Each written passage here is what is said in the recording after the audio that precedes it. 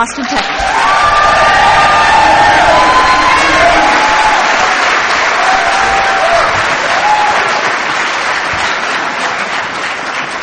Hi, y'all. Katie Parker, alcoholic. Wow, is it good to be here. I've been sober since October the 28th of 1984, and this year has been 40 years, and I'm just blown away. I know. Blown away. You know, 20 was a big deal, 30 was a big deal, but there's something about 40, which means it's like, how old am I? Wow. Bob always said the body gets older, but the mind stays young. I'm hanging on to that. I'm trying to keep this body as young as I can, but let me tell you, I'm 67, and something around 64, yeah, thank you. You can do all kinds of stuff to yourself these days to keep your, trust me. And I've done it. I've done it all. I am a little out of sorts, and I typically am not out of sorts. And I'm out of sorts because this was Charlie's last talk, and 2 years ago, and the truth of the matter is, I called Glenn, and I said, Glenn, I think you guys want me to do the third step was a bad idea. And he goes, you recommended it. Really? So I'll just start off by saying I'm doing okay. It's challenging. Some days are better than others, but I would love to really not make this all about Charlie. It's kind of one of those things where you just kind of come in and, you know, I know that people would like to say, you know, oh, Charlie's talked this and it's almost overwhelming.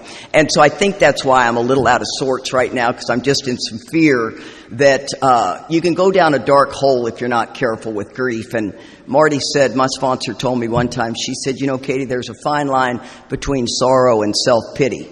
And you got to be careful not to drift into that. And I really do recommend that, you know, because life is good. Life is very, very good. And I've never seen, we go to thousands of conferences. There's never have I seen one attended like this on a Friday night. So give yourself a big hand. I mean, it's unbelievable. Unbelievable. I missed a young man before me, and because it took a while to do this. So, and when I walked in, I thought, oh my God, there are so many people here. This is really the real AA. You know what I mean? Conferences are huge. They're important. They're a part of the unity, a part of the fellowship, and I absolutely love them. So it's an honor to be here. My job is to talk about the third step, which I love the third step. I misunderstood this third step for a long time. At about 17 years sober, Charlie and I both woke up. I know you probably know this, but he had 5.5 years less than I did. 5.5 months less than I did, and I reminded him of that frequently. It's kind of one of those things where you say, oh, honey, it'll make a little bit more sense to you in about 5.5 months. So just hang in there with me. He and I were so deeply competitive. A lot of people couldn't have handled what Charlie and I had together. And I mean, we had so much brother-sister stuff that it was like, who can get to the front door first? Who can brush their teeth faster? Crazy stuff. But the truth of the matter is I loved having a little bit more time than him. I would not have wanted it the other way around. But the third step, we woke up, my sponsor's Marty Ruby, and she was the one who took me through the third step and woke me up to this understanding of something that I didn't know. And there's no blame in my game. I mean, there were plenty of people talking about the book, plenty of people talking about the 12 and 12. I just wasn't interested. It was back in the 80s. Codependency group therapy was a big deal. Your inner child work was crucial. And I have worked this inner child well. But the cool thing about that is I use all of that for the good. So I used everything for the good. There was nothing done that was wrong or bad or nobody did. I'm no blamer here. I just didn't pay attention to what else was going on. And so when I got sober, I chased a boy into the rooms of Alcoholics Anonymous. He had 6 years and I had 10 minutes. It was a match made in heaven. And you know, and you gotta have some game to land somebody with 6 years when you got 10 minutes. And I did. But we both had the same sobriety date. He just had it 6 years before me, so it's kind of interesting how all this plays out. But one of the things that happened to me was, a woman took me in the kitchen and gave me a real first step experience, physical allergy, mental obsession, and I thought, well, I must be it. But then we just went on our knees and did the third step prayer and kind of missed that body of work. And I had the book. I could have read it myself and found it out myself. But the truth of the matter is I think it is a bit misunderstood. And so I'm going to go into explaining my understanding of the third step. I think too, sobriety time is very important. Between 18 months and 3 years, I think that particular individual is they don't understand that selfishness and self-centeredness is the root of our trouble, right? And there's nothing wrong with that. That's just the nature of it. You wouldn't hand a 7-year-old the car keys and say, run down and get me a pack of cigarettes. But, and you wouldn't expect somebody with 18 months to 3 years to grasp this because they just don't have the spiritual development yet. And that's just the facts. And then typically between 3 and 5, you start really waking up to what that is. And then between 5 and 7, it gets really bumpy, if you ask me. You're starting to get into what I call the teenage years, and it's the know-it-all. I know all that. Yeah, I know. And that's okay too. And the reason I say this is because I went through every one of these phases. So I know exactly what that feels like and what that looks like. And something else I want to mention, I had misunderstood the date of this event. And I don't know why. I guess I thought since Charlie was at it 2 years ago that our schedule was open. But this happens to be the big man-to-man weekend conference. And Charlie was such the camp coordinator. And so we had, Bob has spent the night at our house. I had 50 men at the house last night. So we had this big, huge event to kick off man-to-man. And they spend the night. We got blow-up beds all over the place. And I told them there's 2 things in my life that I love to do. And one is to go to the National Shooting Complex and shoot sporting clays and the man-to-man conference. And they pulled it off, and it was absolutely spectacular. So I left all those guys, jumped on the plane, got here as quick as I could. And they're all calling me, so how's it going? Is everything fine? My flight was good. We're all good. Everything's good. But they were I said, now, God dang it, you guys put up all that blow-up bed. I want to come home to a clean house. So, and it's all the boys. So, you got to tell them that about 4 times.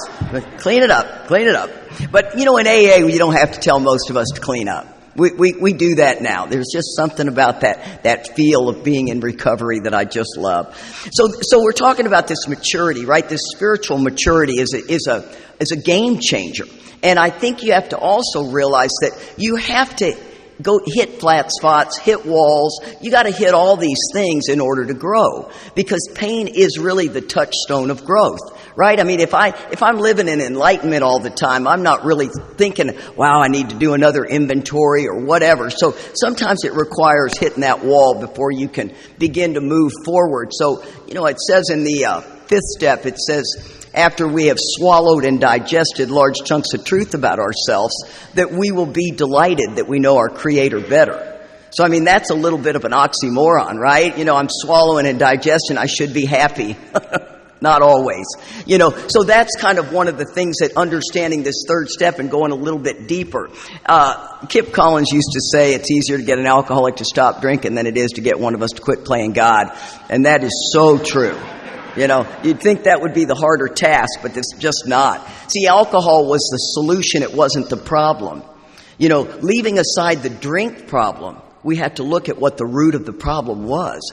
And I remember the first time I really heard that at 17 years. I'm sure somebody was saying it before then, but I just didn't hear it. We hear it when we hear it. And I remember thinking, I thought the not drinking was the finish line. And then I get my act together and I get life together and all of that works better. Doesn't work that way. The thing about self-reliance and self-will for me is I like it. I like running the show. I swear, somebody goes, Katie, we need you over here. Of course you do. Thank you. Yes. What do you need me to do? Because you need these people to quiet down. I can get that to happen. I like it. It says the first requirement is that any life run on self-will can hardly be a success. Now ask yourself, do you really believe that? I mean, I get a lot of stuff done. I did really, really well in business. I mean, I think I was a good mom. My kids still love me. That's a good thing. And so I was not convinced of that. And I remember the first time I read that, I thought, well, that's just silly. I mean, what am I supposed to just be, dud? And that's not at all what it's talking about, right? It's talking about, first of all, I got to wake up to what self-reliance looks like. Because this is all terminology I didn't get. If it says selfishness and self-centeredness is the root of our troubles, we are driven by 100 forms of fear, self-delusion, self-seeking, and self-pity. We step on the toes of our fellows. Now it's getting interesting. They retaliate, seeming without provocation. But I invariably find that sometime in the past I made a decision based on Katie that put me in this predicament. But see, I don't see it that way. I just think, Mary's pissed off at me. That's about as far as I go. I mean, I can start really running down some ideas in my head. Maybe I was gossiping about her and somebody told her I said whatever. So I'm going to go 9 miles down a road before I can realize it. And that's where, if I call Marty and I start telling her about it, she starts to walk the dog backwards. And then I begin to see where I made a decision and I didn't even realize I'd made that decision. So 99% of the time, the problem is me, which is tough sometimes. It's a difficult task to just, realize that maybe I did say something that upset somebody. And then the beauty of the amends process, right? So when it says sometimes they hurt us seeming without provocation, but invariably we find that we made that decision based on self is a gift. And I've begun to learn that is a gift, right? When I see that I'm a hypocrite, that between the third column and the fourth column of a resentment inventory is that I could have done the same thing to somebody that somebody did to me, right? I could be either person in this play. And I think sometimes that's really important for me to see that the freedom comes with knowing that I'm a hypocrite. It was one time Charlie and I were driving to the airport and this guy in an Escalade comes screaming in, scared the crap out of me. And I immediately thought I could have been either person. I could have been the guy in the Escalade and I could have been the person in the car that got scared. So I gave you a little bit more slack when that happens. That's the way I see the process work. And it doesn't really require that much of me to be looking a little bit deeper, right? The beauty of inventory, and I'm an inventory writing girl. I like to write inventory because I'm a hothead. I am a mess if somebody doesn't keep their thumb on me. I mean, it can be, do I have anybody in the room that gets that? Okay, well, 7 of y'all raised your hand, so the rest of you are already living in enlightenment, right? So it's funny because, I can jot down an inventory and get only to the third column before I see that I'm a hypocrite and I could be either person. And that frees me up because for me, a resentment is a small granule of sand, and it begins to just drop. And before you know it, I am edgy, just really edgy. And that's what I find the freedom comes from. On page 60, it says we are at step 3, and that's italicized, right? And over on page 63, it says we are now at step 3. I think the beginning of the italic words is telling us what that third step really is. And then the second part of it is affirming what the third step, the prayer is the affirmation of what the third step is really about. It says that we decided to turn our will and our thoughts over to the care of God as we understand Him, right? This cause and effect. In life, cause and effect, spiritual laws, all these things are at play. So I thought life was coming at me, but it's really coming from me. And see, it's kind of one of those things that if you get scared, say you're afraid you're going to lose your job, you make a lot of mistakes at work with that fear. You're driven by that fear, you will make a lot of mistakes. And the thinking mind is really the tricky thing. Since I'm alone in the house, I will tell you it is very interesting to have such a quiet environment. I don't really care much for it. I'd take back every defective character Charlie had. It's like, okay, come back. I see it now. Doggone it. But the truth of the matter is it forced me to have to look deeper into me because I didn't like the feeling I was having. And don't get me wrong, I know grief is this and grief is that, but it got me to, my practice now is learning to live in the moment. So right now, the moment is me talking to you guys.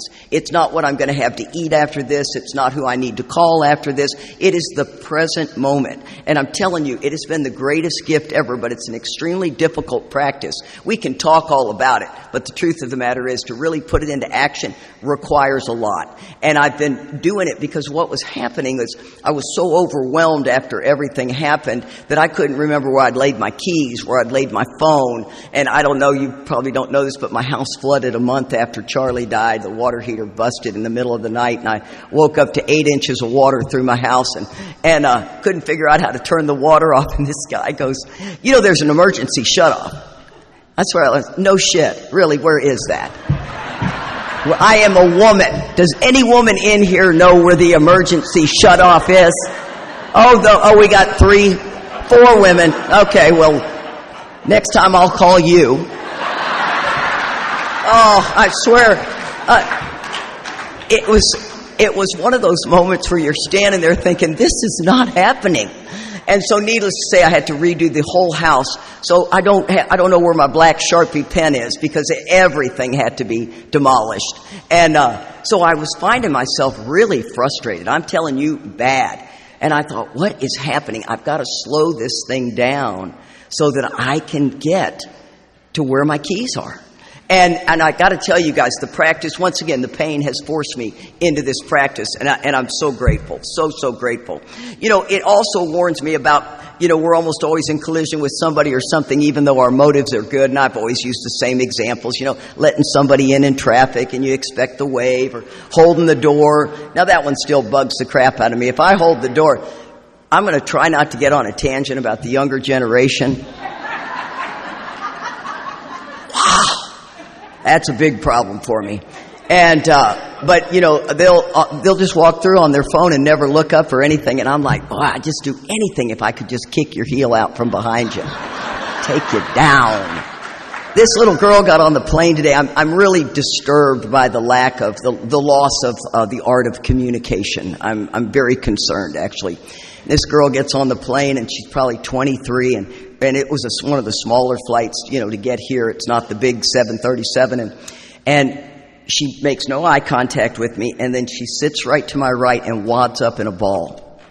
And I thought, are you okay? And you could just sense the vibe of, don't talk to me. Nothing. I mean, there's a vibe that you can give somebody where you're like, yeah, and that's it. Okay, fine, I see you don't want to talk. But I mean, this wadded up in this ball had me so disturbed. I thought of many things I could do, and then I, of course, let her alone. But, I thought I could scare her. That'd be fun. It's terrible. My mind goes to too many dark places, I can tell you that. Then I sat on the other flight next to a woman my age, and we talked the whole time. And I like that sometimes. Some of you guys don't like to talk. I know you don't, but at least you make eye contact, smile, and just shut it down. This is so interesting. It says I'm the actor running the whole show. I'm forever trying to arrange the lights, the ballet, and the scenery. See, that little girl, for some of you guys, wouldn't have bugged you at all. Maybe for some of you, you would have been okay with it.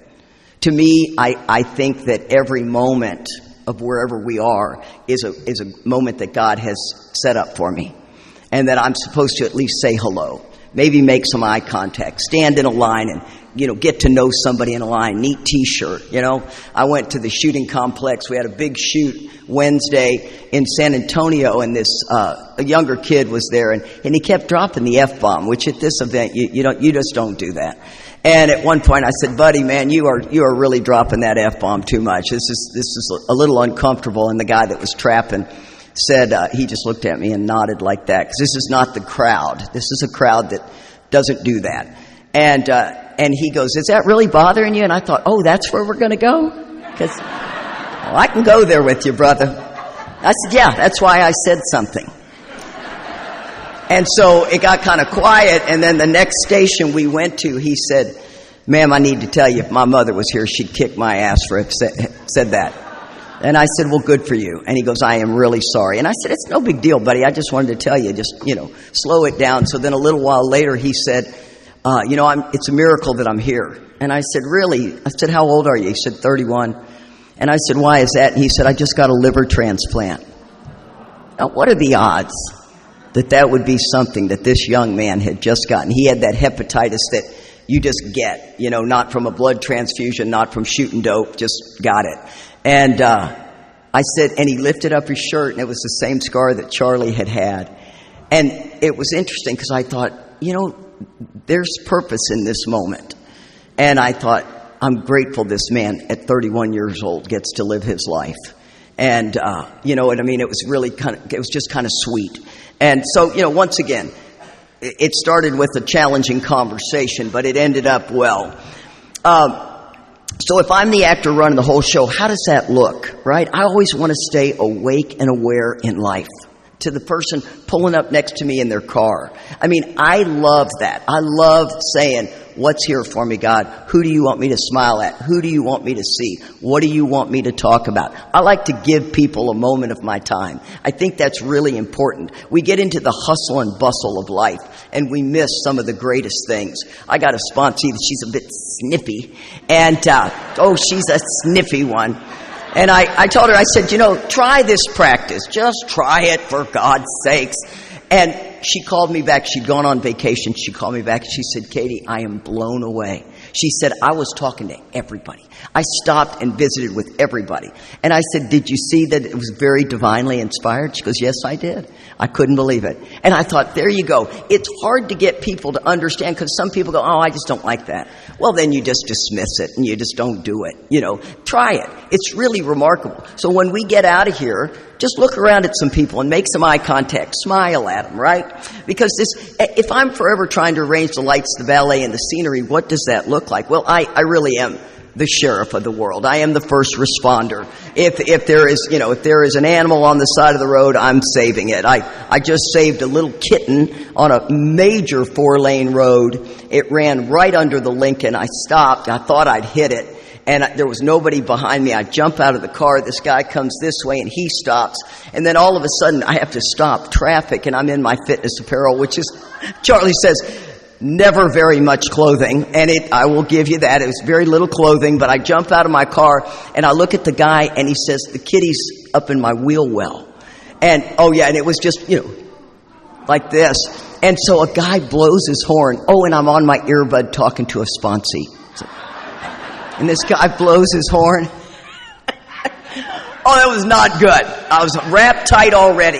And I looked at him and gave him a very ugly statement. And he goes, I thought, excuse me, should we tell you what we're doing? We've stopped in the middle of the road, dude. Something serious has happened. Give me about 8 seconds, okay? Guy hands me some gloves. I grabbed that kitty and I held it up like Mufasa. Boom, boom, boom. It was the best. And its little tail was severed, so I take it to the emergency room, and $1,500 later, Charlie would not have been happy about that one. Hey, how much was that? It's $1,500. Yeah, he got, just snip it right off. But we called him, I had to give him to somebody, but we called him Billy Willie Butthole. He was a pistol. So, I have always known I'm the first responder. I have that in my blood. I don't really believe in reincarnation, but I believe I was in the military. And I was in special forces. I was not just an enlisted man. I was something big. And I just feel like I need to be the one on the scene taking charge. And for whatever reason, Charlie said I did it really, really well. Wherever we went, it was like, over here. When my daughter was going to college, it was mayhem in the dorm. And there was 2 sets of stairs going up, one on this side and one on that side. And everybody was kind of knocking into each other. I whistle, I get everybody's attention. This is the one that goes up, that's the one that goes down. We got to get this together. And I swear to God, people follow my direction. I'm very fortunate there. I like that a lot. But it doesn't work well for me other times, right? When the waiter got me upset and I storm into the kitchen after him. That's me and untreated alcoholism. I can tell you there's some ugly times. Charlie and I, it's funny because we're just kind of hypocritical. And one of the things about being hypocritical, oh, my little timer went off. Lee, how were we doing? I think I didn't have it. Oh, and Lee's not there. He's left. He's left the building. Give me a minute. I must have hit it with my elbow. Oh, and now I got the alarm. Now I got the stopwatch. Okay, it's back. I know how much time I'm at. You don't want a speaker not knowing where they're at. Be here for days. Charlie, and talking about the hypocrite, I'm all over the place. Work with me on this one. Talking about the hypocrite. In Austin, they started putting bike lanes everywhere. And I mean everywhere. Now, if you're a cyclist, lucky you, okay? I'm not a cyclist. So Charlie and I are just whining and just so disappointed because, Lance Armstrong was from Austin. So we got bike lanes everywhere. It's taken up the whole road. Charlie decides he wants to get healthy, so we're going to go buy a bike. And, of course, he's going to buy the $1 million bike. I'm going to buy the Schwinn. It's like this isn't going to last long because I know Charlie. We're going to ride twice and then hang it up in the garage. And I swear to God, we rode in that bike lane, and all of a sudden the bike lane ended, and we were complaining why there wasn't any more bike lanes. So those are the interesting things in life I like to look at, right? One time my brother comes in. My family is we're Yellers. My last name was Ostermeller, and we were called the Oster Yellers. We just yelled. That's what we did in my family. And I actually am very comfortable with it. Some people are extremely disturbed by it. Charlie's family was very, very quiet. But when they got upset, they took a knife and just cut your throat. They'll get you to shut up, I can tell you that.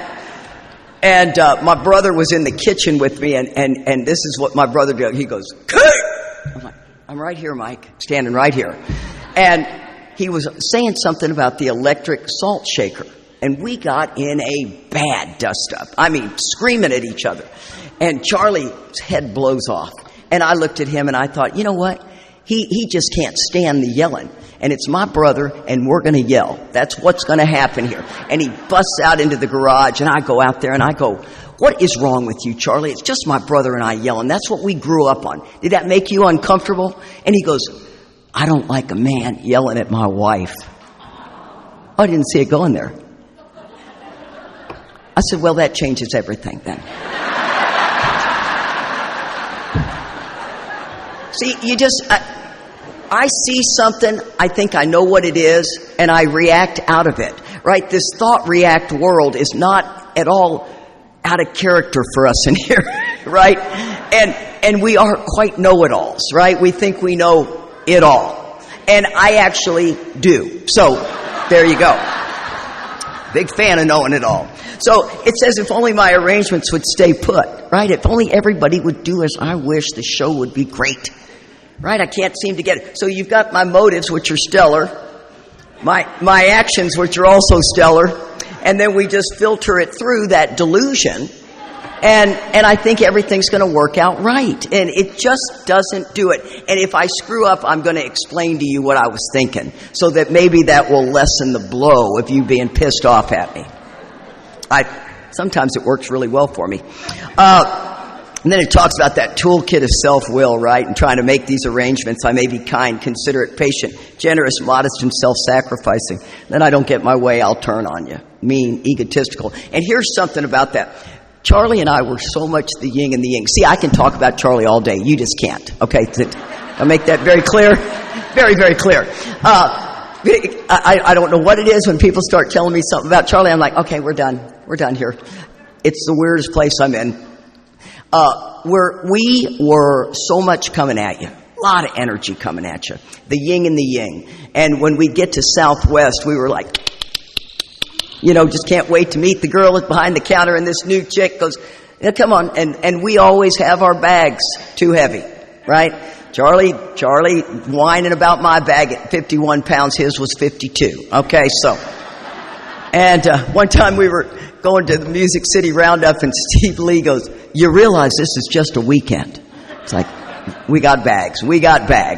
So we get up, and we hadn't met this woman at the Southwest counter, and I put my bag on there. It's 51 pounds. She goes, ma'am, that's a pound over. I said, I know. I just can't hit that 50 mark. She goes, no, you'll have to fix that.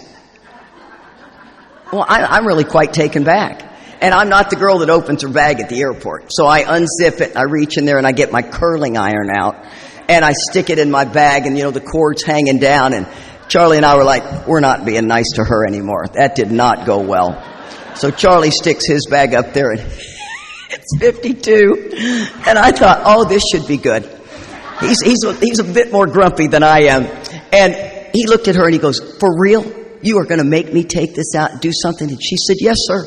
So he takes his loafer out, and it went down to 51, and she let that go, and he stuffed it in the top of his briefcase. And we're standing there so angry. Now, you do hear we broke the rules, but the rules do not apply to us. So just so be sure you're all catching this story. So we go walking away, and I looked at Charlie, and I said, well, we'll never go back to that chick again. And then all of a sudden it hit me. It's like, oh my God, this is the toolkit of self-will. Kind, considerate, patient, generous, just having fun until you tell me I can't do it. And then all of a sudden we don't care for you. Now I have very expensive scales at the house, and I weigh my bag. I weigh everything because I'm not having that happen at the airport again. And I got it right at 50 pounds. And I'm loading my bag on the deal in the American Airlines thing, and it goes bag over, and it blinks a light. And I thought, oh, and then all of a sudden it popped back to 50, and he goes, how did you do that? I'm good, buddy. I am good. I will nail that one in the airport. I don't know how anybody does that carry on only. I just can't do that. I try, I can't do it. It's just a defect of character I have, right? So what usually happens, that show doesn't come off very well. Now, this is an interesting part of the third step. He begins to think life doesn't treat him right? We go to self-pity. He decides to exert himself more. Now I'm driven by the fear. He becomes, on the next occasion, still more demanding or gracious. That's that toolkit of self-will. As the case may be, still the play doesn't suit him. Admitting he may be somewhat at fault. That's a good line. He's sure others are more to blame. I mean, when the book says blaming others is as far as most of us ever got, oh my gosh, blame is an easy spot to be in, but very, very blocked. If I start blaming other people for whatever, we live in a day and age where there's a lot of blame going on, a lot of blame. And it separates me spiritually. I don't do any social media. And I do 10-step calls all the time, people calling me with social media. I said, you can turn it off. What a concept. Not look at it? Yeah, if it's causing you that much trouble. Charlie did the Next Door Neighbor app, and I thought he was going to have a feud with someone, a woman who, picked up a cat. I was like, and she said, and I did. And I was like, Charlie, why do you get on that app? And he goes, well, I like to bug people. Okay, well, that's somewhere in our book. So it says he becomes angry, column 2, indignant, column 3, self-pity, column 4, right there. Boom, boom, boom. You don't even have to put pen to paper sometimes. I'm a big fan of doing 10-step calls. I like 10-step calls. I like to help people that you don't even have to know somebody, right? You can really help somebody through. And so I got back out on the road, and I've been telling people, call me with the 10-step, man. I can help you out, because I really believe that God told me my job is, well, there's several things he wants me to do, but this is one of them, to help families repair the damage. And I'm telling you, I do a lot of that, and it is just the most beautiful experience ever. And it's typically estranged families, and that breaks my heart. So if you are an estranged family, talk to me. I can really help you see this from a different angle and make you want to mend it. Because what happens in that circumstance is you believe it'll never be mended. So you just don't try anymore. And there's so many things you can do without ever calling the person. I just really believe he's put me in a spot. And I don't know why, because my family's pretty mended, but I think everybody needs to mend the family issues. And it says, is he not a victim of the delusion that he can wrest satisfaction and happiness out of this world if he only manages well? And that is so easy to fall into that. I mean, I don't know about you guys. I'm assuming you're like me and you're in management. And if everyone, I know how you can get through the grocery line faster. The gas pumps. Why'd you pull up like that? You screwed it up for everybody. You saw that the guy in front of you was leaving in about 30 seconds, but no, you parked in there and you wedged everybody out, you know? I mean, that is just the way my mind works. I see a lot of injustice in the world. And if not me, who, right? And then it says, you know, this delusion that we have. And where we will go with a delusion is pretty remarkable. I mean, somebody will say, would you rather be right or happy? Well, first I want to knock your head off with that stupid statement. Because if you want the truth, I want to be right. And if happiness follows, lucky me, you know.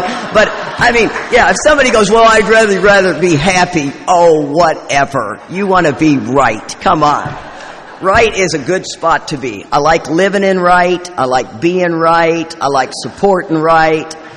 And but don't get me wrong. I mean, this is the new and improved Katie you're seeing. Just FYI. So you can imagine what I was in life without any of this. It was something.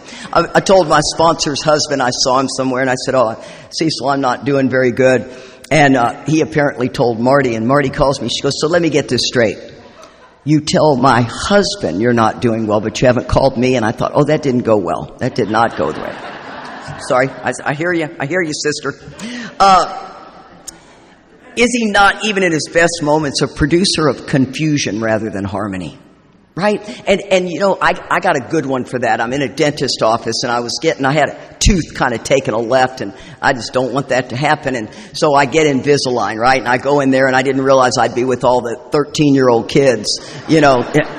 I mean, they just got them lined up, assembly line stuff, wires everywhere. And I'm like, oh no, we're not doing wires. We're doing the Invisalign. I'm thinking it's no big deal. And the dentist was an athlete, and we started talking about fitness, and that was my whole career.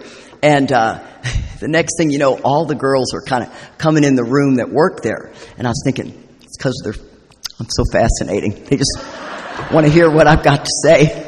And so I'm just going on and on and on and on. And then I go, okay, well, I got to go. It's about 2:30. So I leave, and since I have Invisalign, I have to, you know, eat in the car. And then I thought, I'm going to come back and brush my teeth in the place. And when I came back in, the whole place was closed. Lights out, nobody home. And I realized that those people weren't listening to how fascinating I was. They were like, when is this chick going to shut up so we can get out of here? I would never have known that. Matter of fact, I would have come back and with another story. Come on in, guys. Come on. Yeah. Katie's here. I know you can't wait. I'm telling you, that's God's honest truth. Sometimes my self-esteem is too high, and it gets me in trouble. So it says, so our troubles are basically of our own making. They arise out of ourself, and the alcoholic is an extreme example of self-will run riot. That's a little hard pill to swallow. I'm like, extreme? I mean, come on. But the truth of the matter is, at least for me, I have to really keep my finger on the pulse of that. It will get, I like to get even, keep score, you know, whatever. I've done so well in my life without gossip. That's a doozy of a problem to be in, because I have found it just sets me up terribly. When I was 3 years sober, the girl that I was just hanging out with, another 3 years sober gal, she said, I said, my God, all we do is gossip. We just talk about everybody. And she said, we need to quit doing that. I said, okay, I'm with you. Let's try to quit. Now, we're 3 years sober. We sat there in silence for about 4 minutes. We got nothing. Got nothing to talk about unless we're talking trash about people. And I'll tell you, the problem with gossip is then all of a sudden somebody finds out that you said, and it comes back, and it bites hard when it comes back. That took a while for me to finally quit doing gossip. This self-knowledge, this awareness, it's important, right? It's important to see what drives me. It's a 6-step issue, right? And the way the steps are lined out, I misunderstood so much of this, right? 1 and 2 go together. 3 and 4 are really solid. But then what I get in that when I do that 5th step, 4th step, whatever we want to call it, 10th step, I've got to take that information and really integrate it in my 10 and 11. right? If this behavior is objectionable to me, that I have now seen that I do, I have to stay heightenedly aware of it. So I've got to really carry that into evening review, on awakening, watching throughout my day. For a while, I like to take a piece of inventory into that practice for about 2 weeks till it gets a cellular spot. Because it's not okay with me to be like that. And I mean, me off the chain, it's a dandy. I mean, I could just get my children here. One time I pull up, my son works at this fabulous grocery store. And, he's 37. He's got a 13-year-old. He's been married for 19 years since they were 17. Amazing deal. And I'm out in the parking lot, and I got a buddy of mine that's in the program, and his son is an MMA fighter, and he was with him. And I knew my son liked the MMA, which is disturbing. And, they put that on at the gym. I'm like, turn that channel off. They just beat the crap out of each other. And so I see Sam, and he's probably as far back as those doors. I'm like, Sam. And he goes, and he just runs in the store, and I thought, what was that about? So I tell the guy, maybe we'll meet another time. Sorry about that, blah, blah, blah. And he goes, I go in the store, I go, what was that about? He goes, oh, Mom, I'm sorry. I thought you were yelling at somebody for taking your parking spot. That boy has never seen me drink. So just welcome to that world. They don't have to have that, right? Challenging. That was another moment where I thought, wow, I've done some real damage in my family. I need to really try to pick that up. And it's better than it's ever been. I keep saying that, but I want you to understand that it is better than it's ever been. It says God does not make too hard of terms for those who seek Him, right? And those terms are not hard, right? Stay close to Him, perform His work well. In order to stay close to Him, I got to get close to Him. In order to get close to Him, I got to get unblocked. Right? If I am blocked, I couldn't hear it if you had a bullhorn. That's the nature of me. And it says God's going to be the director. He's the principal. We're His agents. He's the Father. We're His children.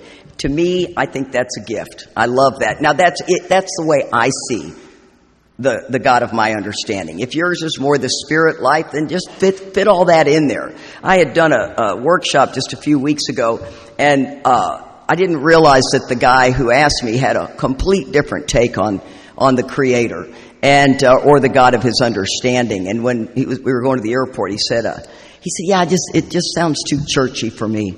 And I really took that to heart. And I thought, I want to be sure that if I ever come across with that feeling for somebody, please put the God of your understanding in there, right? And if it's the spirit life, if it's Buddhism, whatever it is, just weave that in there. But don't let mine turn you off, because that would be so unfortunate to carry a message that landed hard. We agnostics talks very much about trying to set aside all those things. So it was kind of surprised me. I wished I would have done that a little differently. It says most good ideas are simple, and this concept was the keystone of a new triumphant arch through which we should pass to freedom. Right? What a promise. These terms are beautiful, and they come true, but we have to seek them. We have to take the action. And it says we alcoholics are undisciplined. God disciplines us in this very way we see fit. And I'm telling you, it is remarkable. On page 47, it says, ask yourself one short question. Do I now believe, or am I even willing to believe, that there is a power greater than myself? As soon as a man can say that he does believe or is willing to believe, we emphatically assure him that he's on his way. Right? All we have is identification and power. You get to make that power be whatever you want. But you have to have those two understandings. It says, it has been repeatedly proven among us that this simple cornerstone, a wonderful, effective spiritual structure, can be built. Identification and power. And then Bill writes, my friend promised when these things were done, I would enter upon a new relationship with my Creator, that I would have the elements of a way of living which would answer all my problems. That's a big statement. Answer all my problems. So there's no problem out there that's too big. And if you think it is, come talk to me. That's now that I have 40 years, I can say that with confidence. I have been through a lot, and I can help somebody get through this stuff. It says belief in a power of God plus enough willingness, honesty, and humility to establish and maintain the new order of things were the essential requirements. And these requirements are really important to meet. You know, most of us just are very undisciplined. I love discipline. I've always loved discipline. Remember, I was in special forces. So I am very disciplined. Somewhere, I don't believe in reincarnation, but for me, I make the exception. Simple but not easy. A price had to be paid. It meant the destruction of self-centeredness. I must turn in all things to the Father of light who presides over us. I think that some of Bill's writings were just remarkable, just absolutely remarkable. And he took a beat-up drunk like Bill and gave him what we so beautifully have today.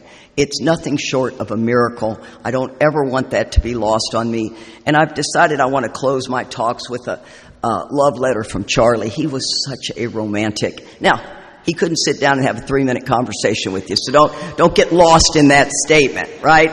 My boy had ADHD off the chain, but he was such a romantic. And you know, it was interesting because it required a girl like me to make him be the man that he was today. I take full credit for that, just FYI. That was not an easy task. I'd known him for 20 years, trust me. It was like writing the Love Boat, you know. Whew, it was a slow-turning machine. And together, we were just a powerful couple. And he would write me these love letters, and I saved all of them. And so I want to end with this one. It says, to my wife, my friend, my love, Katie, I can't even begin to tell you all the reasons that I love you, but here are 3. You are so generous with people who come to you for help. You're of your family and the way you care for everyone. You are just so damn fun to be with. I am so grateful to get to hang out with you. Dang it, I'm on a roll now, but I said I'd only write 3. I better stop. You are the love of my life, Charlie. Thank you. It's been an honor and a privilege. And I forgot to thank Ben and Shaylin. I'm out of sorts. I'm just out of sorts. Okay, I'm going.